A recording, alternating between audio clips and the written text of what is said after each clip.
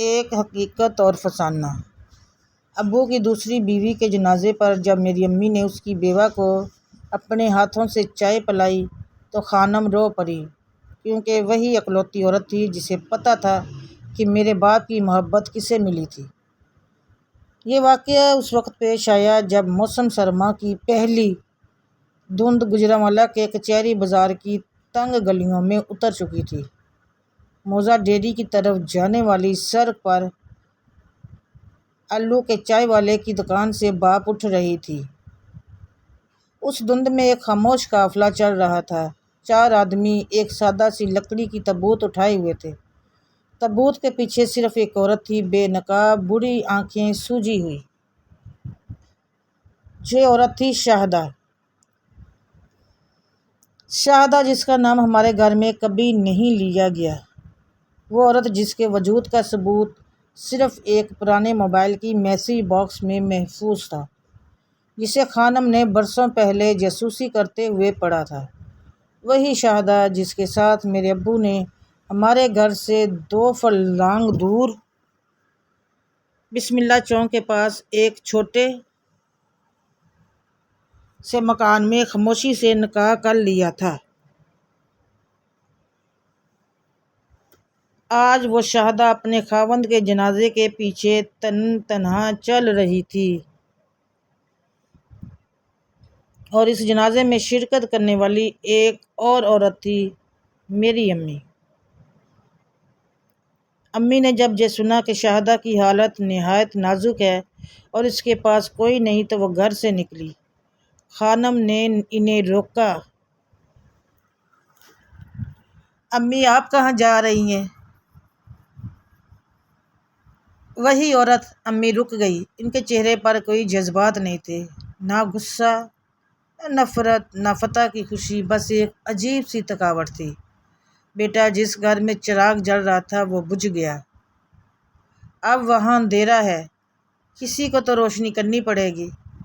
خانم کو سمجھ نہیں آئی، ہمیں بھی نہیں آئی۔ ہم سب ابو کے جنازے میں شریک تھے۔ مسجد سے اٹھ کر جب تابوت قبرستان کی طرف جانے لگی تو امی نے ایک عجیب حرکت کی۔ وہ تابوت کے پیچھے چلنے والی اس عورت کی طرف بڑھی۔ لوگوں کی نظریں پھٹ گئیں، کان سرگوشیوں سے۔ یہ تو سگی بیوی ہے اور وہ دوسری ہے، اب دیکھو کیا ہوتا ہے۔ امی شاہدہ کے پاس پہنچی، انہوں نے اس کا ہاتھ تھاما۔ شاہدہ نے آنکھیں اٹھا کر دیکھا، دونوں عورتوں کی نظریں ملیں۔ اس ملن میں کوئی للکار نہیں تھی، کوئی نفرت نہیں تھی، بس ایک خاموش سا سوال اور اس سے بھی زیادہ خاموش سا جواب۔ قبرستان کا منظر انتہائی دلگیر تھا۔ کچی قبروں پر قطروں کی بچھار ہو رہی تھی۔ کھیتیوں سے ہوا کا جھونکا آتا تو کہیں دور سے گنے کی مٹھاس آتی۔ ابو کی نماز جنازہ ہو چکی تھی، میت کو قبر میں اتار دیا گیا تھا، مٹی ڈالی جا رہی تھی، ہر کوئی واپس جانے کو بے تاب تھا، مگر امی وہیں کھڑی رہی۔ جب سب لوگ لوٹنے لگے تو امی نے شاہدہ کو بازو سے پکڑا اور کہا، میرے گھر چلو۔ خانم یہ سن کر رک گئی، اس کا چہرہ پیلا پڑ گیا۔ وہ جانتی تھی وہ واحد عورت تھی جسے شاہدہ اس پوری کہانی کی تہہ کا کچھ اندازہ تھا۔ گھر آ کر امی نے خود چولہا جلایا۔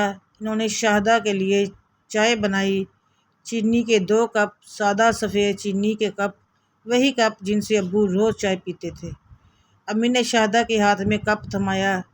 شاہدہ کا ہاتھ کانپ رہا تھا، اس کی آنکھوں سے آنسو بہہ رہے تھے۔ امی نے خود اس کے آنسو پونچھے۔ خانم یہ سب دیکھ رہی تھی، اس کی آنکھوں میں حیرت تھی اور ساتھ ہی کچھ اور بھی، کچھ ایسا جو اس کی روح کو جھنجھوڑ رہا تھا۔ شام ڈھلنے لگی تو امی نے شاہدہ سے کہا، بی بی اب جاؤ، اللہ تمہیں صبر دے، اگر کبھی ضرورت ہو تو یہ گھر تمہارا بھی ہے۔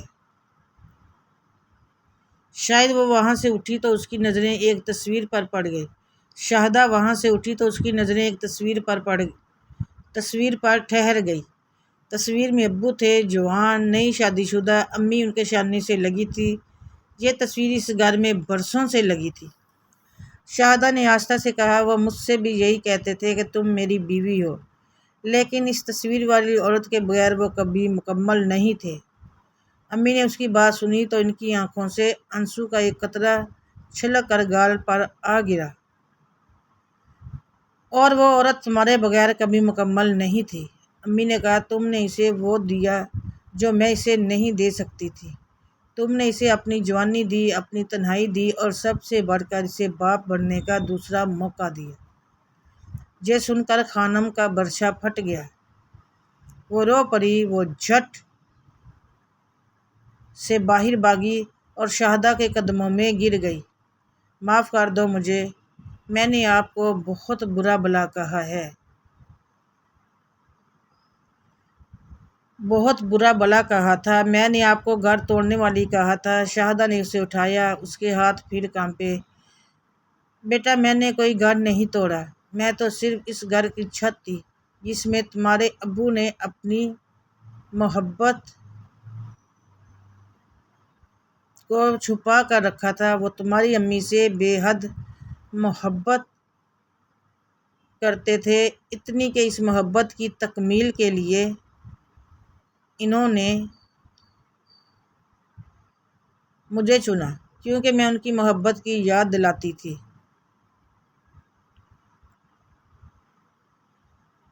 اس رات بہت کچھ کھلا۔ شاہدہ دراصل ابو کی پہلی محبت تھی۔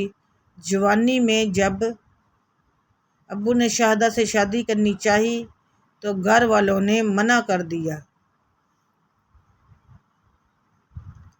شاہدہ غریب تھی، کچی بستی میں رہتی تھی۔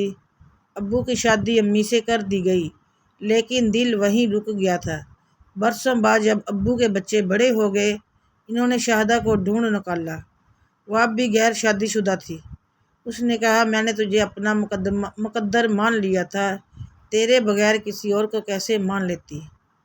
ابو نے اس سے نکاح کیا، مگر شرط رکھی، وہ امی کو کبھی اس بارے میں پتہ نہیں چلنے دے گی، اور نہ ہی شاید وہ کبھی اس گھر کی آبرو میں آنچ آنے دے گی۔ شاہدہ نے یہ شرط قبول کی۔ وہ چپ رہی۔ اس نے اپنی محبت کو ایک کونے میں چھپا لیا، یہاں تک کہ ابو کا سایہ سر سے اٹھ گیا۔ امی یہ سب جانتی تھی، ہمیشہ سے جانتی تھی۔ وہ خاموش اس لیے تھی کہ وہ ابو کی خاموش محبت کی گواہ تھی، خاموش محبت کی قدر کرتی تھی، اور شاہدہ کی قربانی کی بھی۔ وہ شاہدہ جس نے اپنی پوری زندگی ایک ایسے مرد کے انتظار میں گزار دی جسے وہ کبھی پوری طرح حاصل نہ کر سکی، لیکن جس کے بغیر وہ جی بھی نہ سکی۔ ناظرین اکرام، خلاصہ، محبت کبھی ختم نہیں ہوتی، وہ صرف شکل بدلتی ہے۔ کبھی وہ ایک انتظار بن جاتی ہے، کبھی ایک قربانی، اور کبھی کسی دوسری عورت کے حق میں چھوڑ دیا جانے والا گھر۔ ایک عورت نے دوسری عورت کو اس لیے چائے پلائی کیونکہ وہ جانتی تھی کہ ان دونوں کی محبت ایک ہی شخص سے تھی، مگر دونوں کی قسمت میں صرف اس کا آدھا آدھا حصہ تھا۔ سوال: کیا آپ کے خیال میں امی کا شاہدہ کو عزت دینا ٹھیک تھا؟